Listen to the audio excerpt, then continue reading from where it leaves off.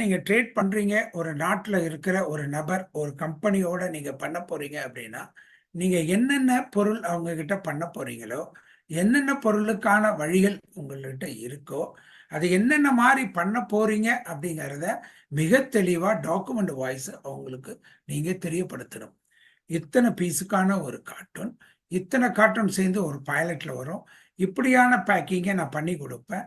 என்னுடைய பேக்கிங் வீதம் இவ்வளவு, உங்களுடைய பொருளான சிபிஎம் எவ்வளவு, ஒவ்வொரு விஷயத்தையும் inch by inch neat and கிளீனா அவங்களுக்கு நீங்க இமெயில்ல டாக்குமெண்டேஷன் கண்டிப்பா பண்ணணும். இதெல்லாமே ஒரு சேலஞ்சா இருக்கும். இது குளோபல் ட்ரேடிங்ல எப்பயுமே இது அவ்வளவுதான். ஒரு எக்ஸ்போர்ட் அண்ட் இம்போர்ட் எந்த அளவு நம்ம புரியுறோமோ அந்த அளவு தான் இந்த குளோபல் ட்ரேடு.